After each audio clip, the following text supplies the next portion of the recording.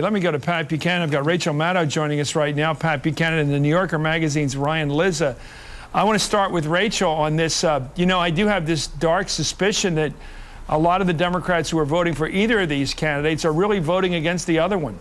It's interesting when you look at the difference, though, between what Nora just highlighted, the difference between whether voters would be satisfied with the person they didn't vote for doing well. I think what we're seeing here is just the ugly truth about negative campaigning. And this is why candidates do it over and over again. It does help you to define your opponent. It does help raise the negatives on your opponent. And there isn't much blowback to you. The voters don't necessarily get mad at you for going negative. And I think that's why we've seen it since time immemorial in politics. And that's why Clinton's doing it to such good effect on the campaign trail right now. The Russians practice the scorched earth policy against the invader, Pat, but it doesn't work if you intend to live on the scorched earth.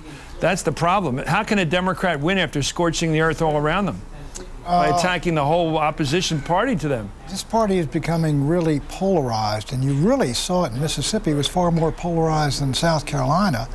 When you get the 91% of the African-American vote going one way, and what was it, 80 or 75% of Clinton's votes saying they're not going to vote for Barack Obama, he can't win Mississippi. He's going to get wiped out. If he can only get 24%, if he gets 24%, if he gets 24% of the white vote in the Democratic primary, I mean, the whole thing is gone. I would be more worried about the impact being real in a state where there might be in contention, like Pennsylvania, where that could also happen. What I'm just saying is the Confederacy, the Deep South, once you get out of Northern Virginia, if Barack's nominated, it's gone. No, there's a point here. Because of hostility to him, and I think it's been agitated and aggravated, and there's a real sister problem there for Barack Obama now that you see in Geraldine Ferraro in the statement she made. She talked about there's a sexist media. Did you see her other comments? I know.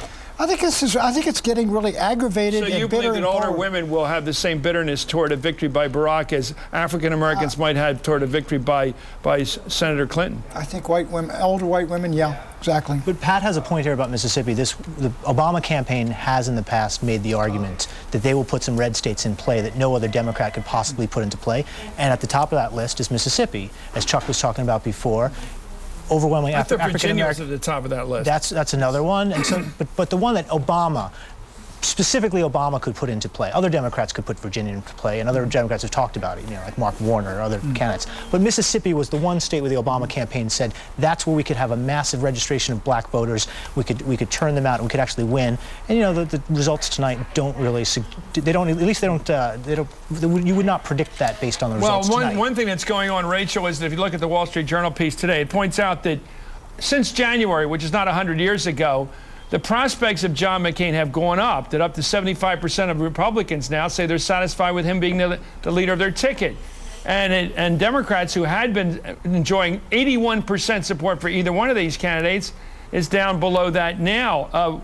This is not a good season for the Democrats if they keep killing each other and McCain stays with his uniform clean from now till September. That's exactly right. And it's probably worse with John McCain than with most other Republicans because he does have such a good relationship with the press, and the press has generally, over the course of his career, been so kind to him. If the Democratic candidates are not directing fire his way, if they're ignoring him, it's worse than him just not being paid attention to. Right. The no attention to John McCain is by default positive attention. And so he's the greatest beneficiary of this knife fight between Obama and Clinton. The key state is your state, Chris. I think it's Pennsylvania. I think McCain can win Pennsylvania, and if Hillary beats him up bad and it's polarized there, and if Barack gets the nomination, I think McCain wins Pennsylvania. Because the Democrat gave those voters permission slips to vote against him, right? Well, because it polarized so much, and Obama, apparently Clinton's voters don't like Obama. A lot of them, and significant numbers of the white voters After don't she's like been Obama. beating up on him for a month, that's not a big I know, surprise. I mean, she's been, I'm his advisors need to be fired, and he's weak, and he's unprepared, and all of this stuff.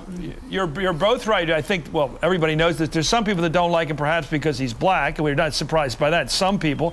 But a lot of other ones, maybe people are just so pro-Hillary, they resent the opposition. Oh, yes. That's not surprising either. No, it's not. None of this is new territory for us. African Americans will walk away from Hillary for that reason. For primaries. I think I want to dissent from the idea that this race has gotten so ugly. Remember in 2004, Democratic groups ran an ad linking Howard Dean with Osama bin Laden. I mean, this race hasn't even gotten close to that. Do you think it's strong for Senator Clinton to say that there's two candidates in this race who are ready to lead, myself, her, and John McCain? I think it's pretty tough. It could come back to hurt Obama if he's the general election nominee. But you know what?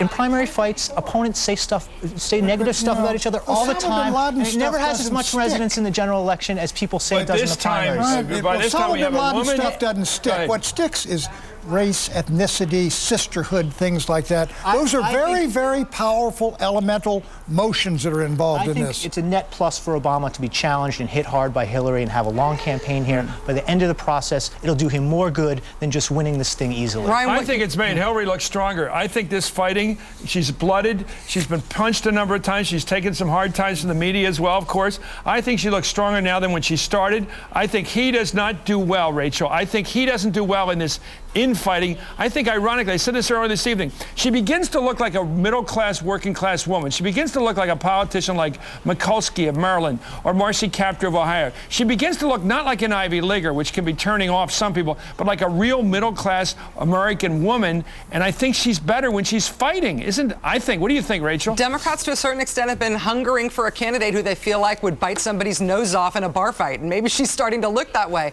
Obama can show he's tough, too, and if he doesn't want to punch at Hillary Clinton, he ought to be punching at McCain. McCain's getting way too free a ride right now. Can I advertise you for a minute, Rachel? We have a Rhodes Scholar here. I just found it the other day, and you never mentioned. I'd be mentioning it every night I was a Rhodes Scholar, and a PhD from Oxford University, both in this incredibly brilliant person. Thank you for joining us, Rachel Maddow. Pat Buchanan, thank you very much, Ryan Lizza, the only Rhodes Scholar at this table. I'll be right back at 5 and 7 Eastern tomorrow in Hardball, and coming up next, an MSNBC special look at Barack Obama. Good night to everybody.